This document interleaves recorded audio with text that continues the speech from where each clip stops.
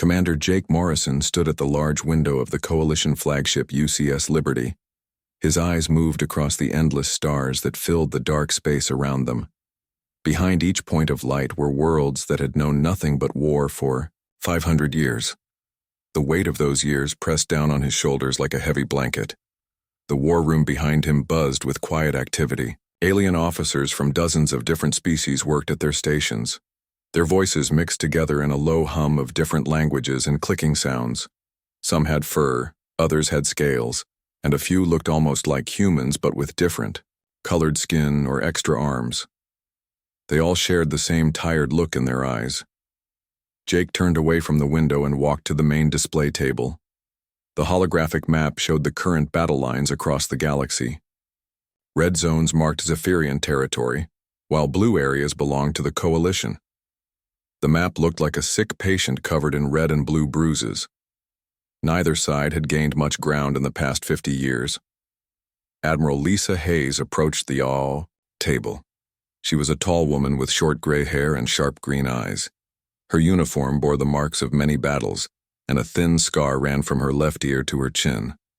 She had been fighting this war longer than most people had been alive. "The latest reports came in an hour ago," she said, placing a data pad on the table. "We lost another 3 worlds in the outer rim. The Zaphirians pushed through our defenses, like they were made of paper." Jake picked up the data pad and read through the numbers. Each line represented thousands of lives lost. Soldiers, civilians, entire families wiped out in the endless fighting. The Coalition had more ships and more people, but the Zaphirians had better weapons and stronger shields. It was like fighting with sticks against laser guns. "How many this time?" Jake asked, though he was not sure he wanted to know the answer. 4 million dead or missing. Another 10 million refugees heading toward the core worlds. Lisa's voice stayed steady, but Jake could see the pain in her eyes. "The Zaphirians are using their new energy weapons again. Our shields cannot stop them." The Zaphirians were a strange species. They looked somewhat like humans, but were taller and thinner. Their skin was pale blue, and they had large black eyes that seemed to see everything. They had been exploring space for thousands of years before humans even learned to make fire. Their technology was so advanced that it seemed like magic to most other species. The war started when the Zaphirians decided they wanted Earth. They saw it as a good place to mine rare metals from the ground. What they did not know was that humans already lived there. When their ships arrived, humans fought back with everything they had. The Zaphirians were surprised that such a young species would dare to fight them. Other species in the galaxy formed the Coalition to help humans defend Earth, but the Zaphirians were too strong. The war spread to other worlds, then other star systems until half the galaxy was burning. Now, 500 years later, billions were dead and no one could remember what peace felt like. General Pete Collins entered the war room with heavy steps. He was a big man with broad shoulders and hands that looked like they could crush rocks. His face was covered with gray stubble and his uniform was wrinkled from long hours of work. He carried himself like a soldier who had seen too much fighting. "The Earth delegation is here," Pete said. "They want to talk to the War Council about their new plan." Jake and Lisa exchanged glances. Earth had only recently joined the galactic community. Most species saw humans as newcomers who did not understand how space wars were supposed to work. Humans still used old weapons that shot metal bullets instead of energy beams. Their ships were slower, and their technology was hundreds of years behind everyone else. "What kind of plan?" Lisa asked. "They want to send in special forces teams, small groups of soldiers who can sneak behind enemy lines." Pete sat down in a chair that creaked under his weight. "They think they can end this war with just a few hundred men and women." Jake almost laughed, but the serious look on Pete's face stopped him. "A few hundred humans against the entire Zaphirian Empire? That sounds like suicide." "Maybe," Pete said, "but these are not regular soldiers. They are special operations forces trained for impossible missions. They have been practicing for this war since Earth joined the Coalition." The War Council meeting began 30 minutes later. Representatives from 40 different species gathered around the main table. The room filled with the sounds of translation devices turning alien speech into words everyone could understand. Jake had attended hundreds of these meetings, and they always ended the same way. More plans that did not work, more soldiers sent to die, more worlds lost to the enemy. Admiral Lisa Hayes called for attention. The room grew quiet as she activated the main display. "We have a new proposal from the Earth Military Command. General Collins will present their plan." Pete stood up and walked to the front of the room. He looked uncomfortable speaking to so many alien officers, but his voice was strong and clear. "For 500 years we have fought this war using the same methods: energy weapons, shield technology, computer-controlled battles. The Zaphirians are better at all of these things than we are." Several alien officers made sounds of agreement. The truth was hard to argue with. "But there is one thing the Zaphirians do not understand," Pete continued. "They have never faced human special operations forces. Our soldiers are trained in ways of fighting that most species forgot long ago." A reptilian officer with green scales raised a clawed hand. "General Collins, your species still uses primitive ballistic weapons. How can old technology defeat advanced Zaphirian defenses?" Pete smiled for the first time in weeks. "Sometimes, the old ways work better than the new ones. Give us 5 hours and we will end this war." The room erupted in surprised voices and clicking sounds. 5 hours to end a 500-year war seemed impossible. But Jake noticed something in Pete's eyes, a confidence that had not been there before. Maybe the humans knew something the rest of them did not. Captain Sam Rodriguez checked his weapon one last time. The black rifle felt solid and familiar in his hands. Unlike the energy weapons that other coalition forces used, his gun fired real bullets made of metal. The other species called it primitive, but Sam knew better. Sometimes simple things worked when complex ones failed. Lieutenant Amy Foster sat across from him in the transport ship. She was cleaning her pistol with the same careful attention that others might use to polish a precious jewel. Her blonde hair was pulled back tight and her blue eyes focused completely on her work. Amy had been Sam's partner for 3 years and he trusted her with his life.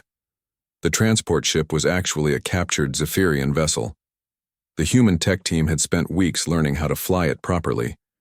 The ship's smooth walls and glowing panels looked nothing like the rough metal surfaces of human spacecraft. Everything was designed for beings with longer fingers and better eyesight than humans had. "Alpha Team, this is Control," came a voice through their communication devices. "You are 30 minutes from the target zone. Prepare for deployment." Sam looked around at his team. Sergeant Nick Turner was studying maps of the Zaphirian base they were going to attack. His dark skin was marked with old scars from previous battles, and his hands moved quickly across the electronic display. Nick had grown up in the worst neighborhoods of Earth, where fighting was a way of life. The other soldiers respected him, because he never gave up. Corporal Kate Williams sat next to Nick, typing rapidly on her computer. Her red hair fell across her face as she worked on breaking into Zaphirian communication networks. Kate was small and quiet, but she could make alien computer systems do whatever she wanted. She had learned to hack by stealing food for her family when she was young. The plan was simple in theory but dangerous in practice. Alpha Team would land near a Zaphirian supply depot and plant false information in their computer systems, while the enemy was confused by fake reports. Other human teams would attack their real targets. The Zaphirians would not know what was happening until it was too late. "Kate, are you ready with the false intelligence?" Sam asked. She looked up from her computer and smiled. "I've created reports about coalition fleets moving toward 3 different star systems. The Zaphirians will think we have twice as many ships as we really do.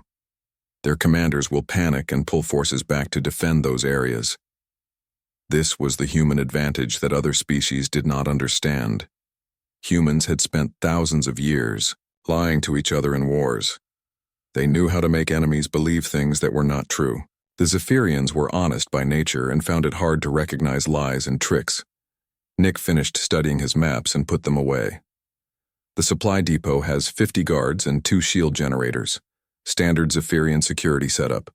They are not expecting an attack from inside their own territory. Amy looked up from her weapon. "What about their sensors? Will they detect our guns and explosives?" "That is the beautiful part," Sam said with a grin.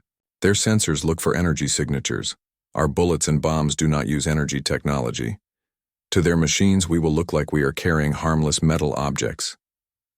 The Zaphirians had made their weapons and defenses so advanced that they forgot about simple things.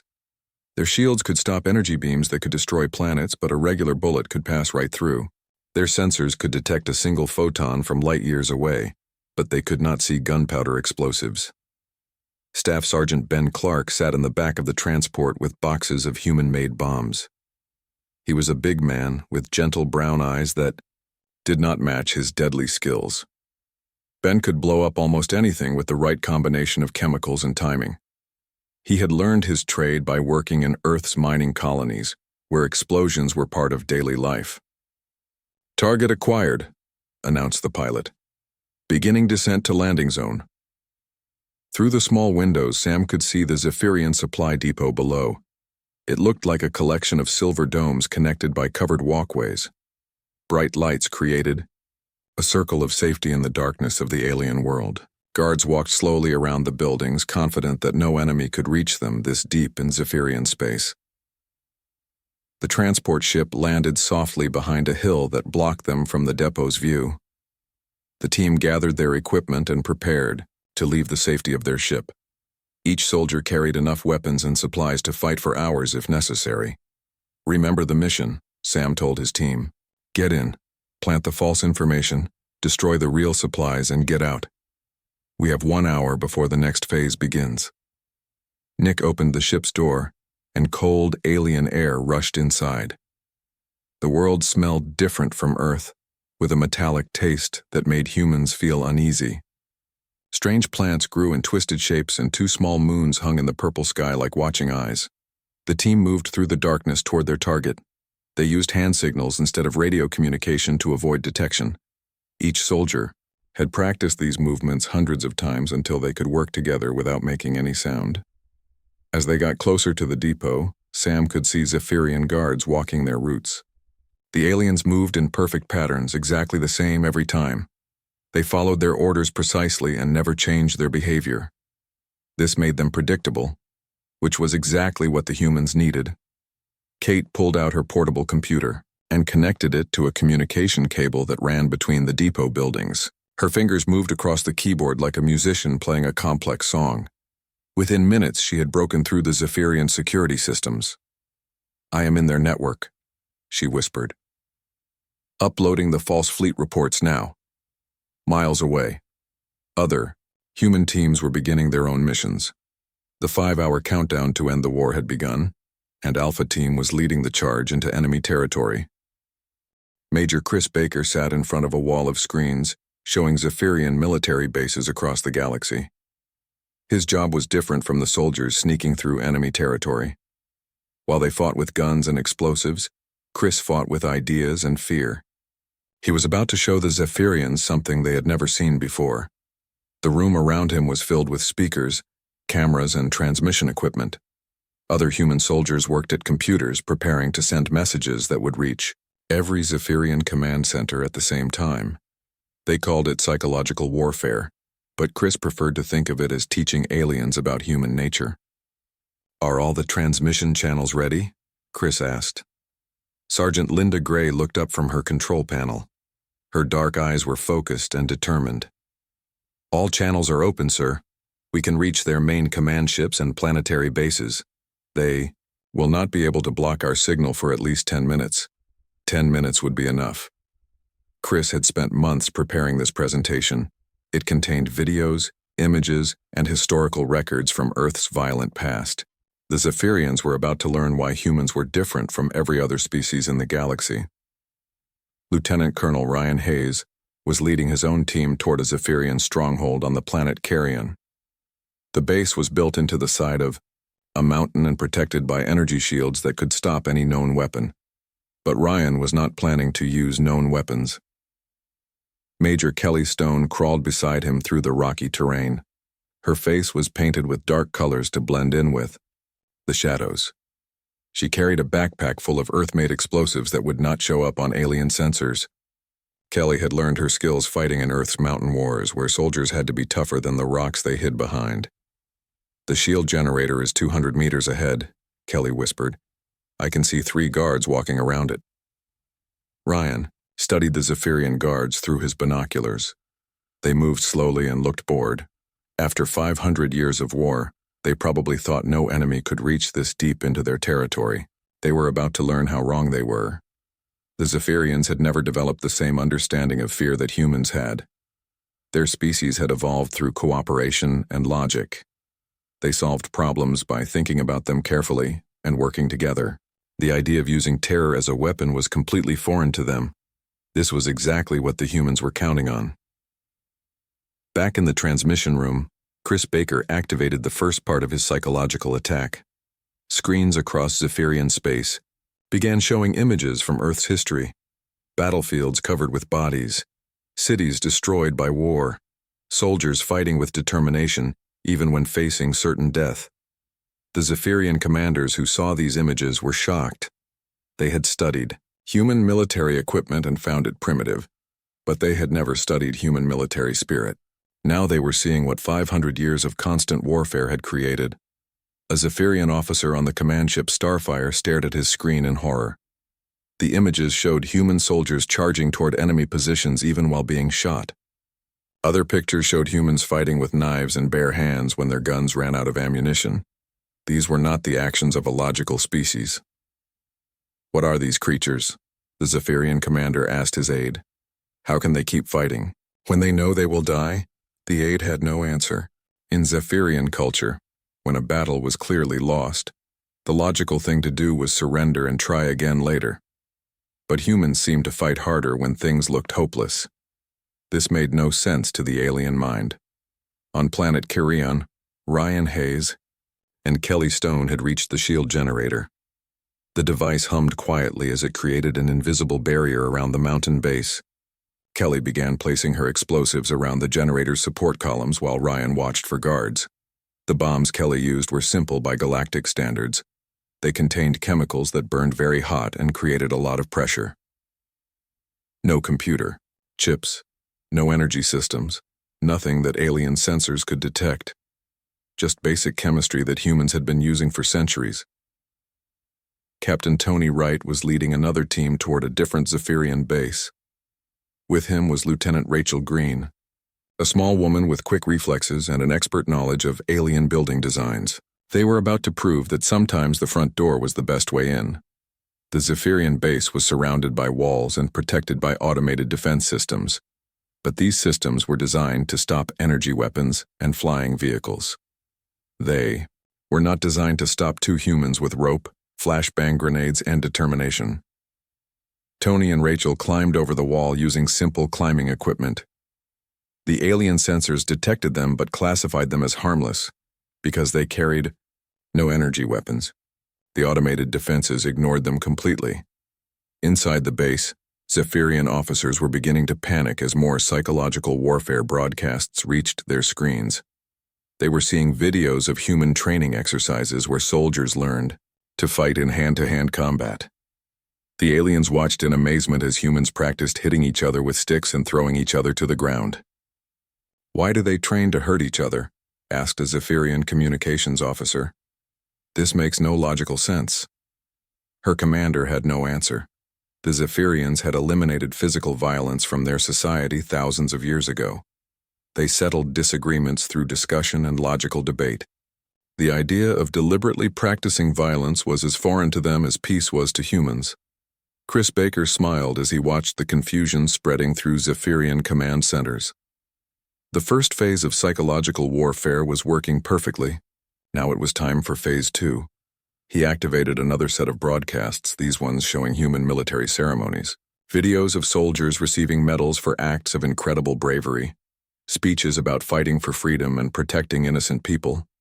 Images of humans risking their lives to save others, even enemies. This was the part that would really confuse the Zaphirians. They understood fighting for resources or territory, but fighting for ideas, fighting for people you had never met, fighting because it was the right thing to do. These concepts were beyond their comprehension. Kelly Stone's explosives detonated right on schedule. The shield generator exploded in a ball of fire and smoke, bringing down the energy barrier that protected the mountain base. Alarms began ringing as Zaphirian guards rushed toward the destroyed equipment, but Ryan Hayes and his team were already gone, moving toward their next target. They had learned to strike fast and disappear before the enemy could respond. It was a tactic as old as humanity itself, and it was working perfectly against an enemy that had forgotten how to expect the unexpected. Colonel Dan Murphy stood in the command center aboard the coalition ship Horizon. Multiple screens showed human teams attacking Zaphirian positions across the galaxy. Everything was going according to plan, but the hardest part was still ahead. They had found the target that could end the war. The Zaphirian Emperor's command ship had been hidden for 300 years. It was a massive vessel that moved from place to place using advanced cloaking technology. No coalition force had ever gotten close to it. But humans had something the aliens did not expect: the ability to think like criminals. Sergeant First Class Alex Morgan had been a computer hacker before joining the military. He grew up stealing from rich people through their computer networks. Now he was using those same skills to hunt the most important target in the galaxy. His fingers moved across the keyboard like a pianist playing a deadly song. "I found something," Alex said, looking up from his computer screen. "The Zaphirians have been using their communication network to coordinate fleet movements. But they made a mistake." Specialist Nina Davis leaned over his shoulder to look at the screen. She was small and thin, with short black hair and sharp brown eyes. Nina had learned about computer systems by fixing broken machines in Earth's poorest neighborhoods. Together, she and Alex made a team that could break into any alien computer. "What kind of mistake?" Nina asked. Alex pointed to lines of code on his screen. "They built their system to be perfectly logical and efficient. Every message gets sent through the shortest possible route. But I wrote a simple virus that follows those message routes backward." Nina smiled as she understood what Alex had discovered. "You can trace their communications back to the source, back to the Emperor's ship." "Exactly. Their own efficiency is giving us the location of their most important secret." Alex began typing commands that would launch his virus into the Zaphirian network. "Give me 10 more minutes, and I will tell you exactly where the Emperor is hiding." Meanwhile, Captain Brad Johnson was preparing for the most dangerous flight of his life. He sat in the cockpit of a captured Zaphirian fighter, studying the strange alien controls. The ship was fast and powerful, but it was designed for beings with different reflexes and thinking patterns than humans. The plan was simple but incredibly risky.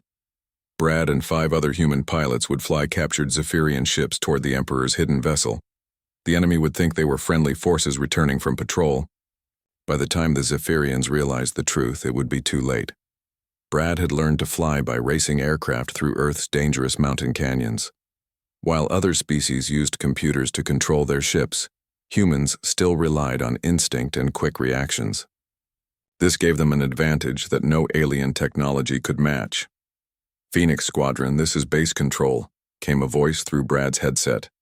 "We have the target location. The Emperor's ship is hiding in the asteroid field near the Cygnus system." Brad felt his heart rate increase. The Cygnus asteroid field was one of the most dangerous places in the galaxy. Huge rocks moved through space at incredible speeds, crushing anything that got in their way. It was the perfect hiding place for someone who did not want to be found.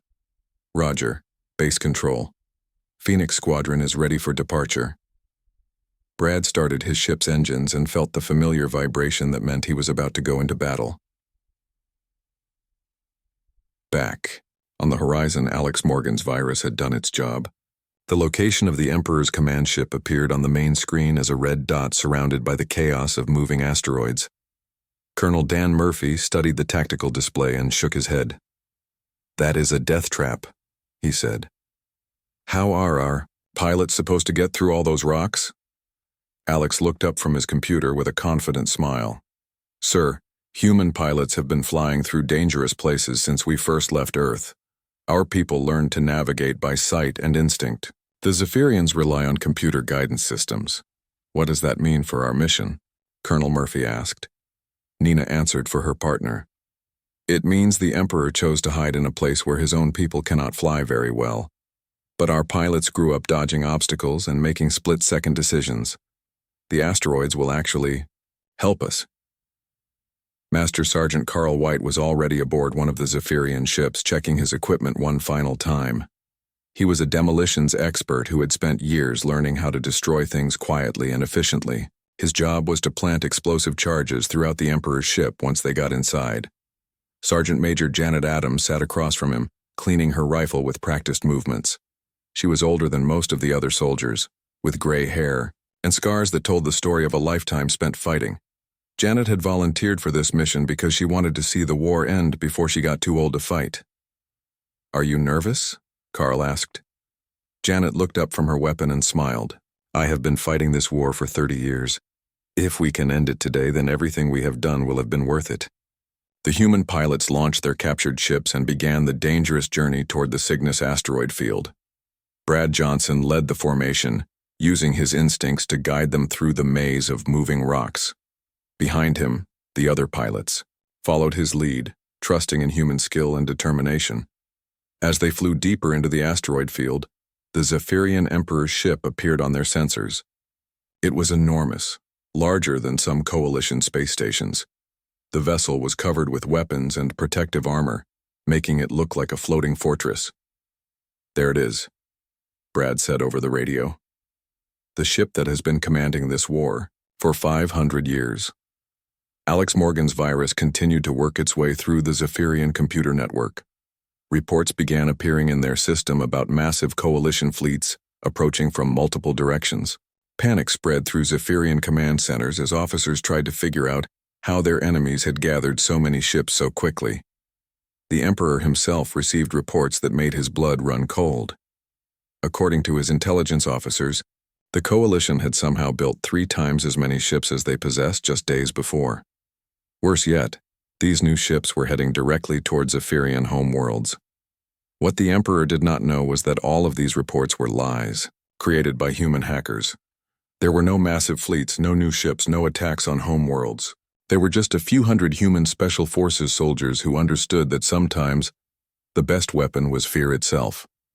Brad Johnson's formation reached the Emperor's ship just as the alien crew was preparing to evacuate. They thought they were facing an overwhelming enemy force and were ready to abandon their positions. The humans had achieved total surprise without firing a single shot. The Zaphirian Emperor stood in his private chamber, staring at reports that made no sense. His pale blue skin had turned almost white with fear, and his large black eyes were wide with panic. For the first time in his long life, he did not know what to do. "Your Majesty," said his chief advisor, entering the room with quick steps, "our intelligence reports show Coalition fleets approaching from 7 different directions. They have ships we have never seen before, and our analysts cannot explain how they built so many so quickly." The Emperor's long fingers shook as he held the datapad. According to these reports, the Coalition had somehow tripled their fleet size in just a few days. Even worse, the new ships seemed to be using weapons that could destroy entire planets. The war was about to turn into a complete disaster for the Zaphirian Empire. What the Emperor did not know was that every single report was false. The human hackers had filled his computer networks with lies so convincing that his own officers believed them completely. There were no massive fleets, no planet-destroying weapons, no impossible new technology. There were just a few hundred humans who understood that fear could be more powerful than any weapon. Captain Brad Johnson guided his captured Zaphirian fighter through the docking bay of the Emperor's command ship. The other human pilots followed behind him, their ships looking exactly like normal Zaphirian patrol vessels returning from duty. The alien guards waved them through without asking any questions. Master Sergeant Carl White and Sergeant Major Janet Adams waited until their ship had landed completely before they moved. They knew that the next few minutes would determine whether the war ended in victory or if they all died trying. Carl checked his explosives one more time, while Janet made sure her rifle was ready. "Remember," Janet whispered, "we are not here to destroy the ship. We are here to make the Emperor surrender." The human soldiers moved through the ship's corridors like ghosts. Their black uniforms helped them blend into the shadows, and their soft boots made almost no sound on the metal floors. They had practiced this kind of infiltration hundreds of times, but never on a target this important. The Zaphirian crew members they passed looked stressed and worried. Many of them were running toward escape pods, believing that massive coalition fleets were about to attack their ship. The psychological warfare campaign had worked better than anyone had hoped. The aliens were defeating themselves with their own fear. Back on the coalition flagship UCS Liberty, General Pete Collins watched the mission progress on his command screens. Each dot of light represented a human team that was deep inside enemy territory. In just 4 hours, these small groups of soldiers had accomplished what entire fleets could not do in 500 years. "Sir," called a communications officer, "we are receiving a transmission from the Emperor's ship." Pete walked over to the main screen as it displayed the image of the Zaphirian Emperor himself. The alien leader looked older and more tired than in any previous recording. His voice shook as he began to speak. "Coalition forces," the Emperor said. "I am prepared to discuss terms for ending this conflict." Admiral Lisa Hayes stepped forward to stand beside Pete. She had fought this war longer than almost anyone else alive, and she could hardly believe what she was hearing. "Your Majesty, are you offering to surrender?" The Emperor's large eyes looked directly at the camera. "Your new weapons and tactics have made continued resistance impossible. My military advisors tell me that you have forces we cannot defeat. I do not wish to see my people destroyed by technologies we do not understand." Pete had to work hard not to smile. The Emperor was talking about weapons that did not exist and forces that were not there. The human special operations teams had created an illusion so complete that the most powerful alien leader in the galaxy believed it was real. Commander Jake Morrison entered the communication room just in time to hear the Emperor's next words. "I offer unconditional surrender of all Zaphirian forces," the Emperor said. "In exchange, I ask that you show mercy to my people. We have learned that humans are capable of violence beyond our comprehension, but we hope you are also capable of forgiveness." Jake exchanged glances with Pete and Lisa. The three of them had planned for many possible outcomes of this mission, but they had never really believed it would work this well. The war that had lasted 500 years was ending without a final battle. "Your Majesty," Pete said, "the Coalition accepts your surrender. Our forces will cease all hostile actions immediately." Across the galaxy, human special forces teams received the order to stand down. Captain Sam Rodriguez and his Alpha team were preparing to attack another Zaphirian base when the message came through their radios. The mission was over. The war was over. Sam looked at Lieutenant Amy Foster and the rest of his team. They had been ready to fight and possibly die, but instead they were going home as heroes. Amy smiled for the first time in weeks, and even tough Sergeant Nick Turner looked relieved. Major Chris Baker shut down his psychological warfare broadcasts and leaned back in his chair. His screens went dark one by one as the need for fear and confusion ended. He had spent months preparing to terrify an entire species, and it had worked beyond his wildest dreams. The news spread through Coalition space faster than light-speed communication could carry it. On hundreds of worlds, billions of people learned that the longest war in galactic history had ended in just 5 hours. Children who had been born into war would grow up knowing peace. Colonel Dan Murphy stood in the command center of the horizon, watching as Zaphirian ships across the galaxy powered down their weapons and raised surrender flags. He thought about all the soldiers who had died in 500 years of fighting, and he wished they could have lived to see this day. The human teams began their journey home aboard Coalition ships. They carried no great treasures or advanced alien technology. Their only prize was the knowledge that they had accomplished something that seemed impossible. They had proven that sometimes the oldest ways of fighting were still the best. General Pete Collins addressed the Coalition Council one final time. Representatives from dozens of species gathered to hear how such a small force had achieved such a complete victory. "The Zaphirians are not evil," Pete explained. "They are simply a people who forgot that war is about more than technology and logic. They never learned to expect the unexpected, to adapt when plans fail, or to keep fighting when hope seems lost." Admiral Lisa Hayes stood at the window of the UCS Liberty, looking out at stars that would finally know peace. Ships from both sides of the war were already working together to rescue survivors and rebuild damaged worlds. The healing would take time, but it had begun. Commander Jake Morrison joined her at the window. "Do you think they will remember this lesson?" he asked. Lisa smiled and placed her hand on his shoulder. "I think the galaxy will remember that humans are not just another species. We are the people who ended a 500-year war in 5 hours using nothing but courage, creativity, and the willingness to do whatever it takes to protect what we believe in." The war was over, and humanity had earned its place among the stars.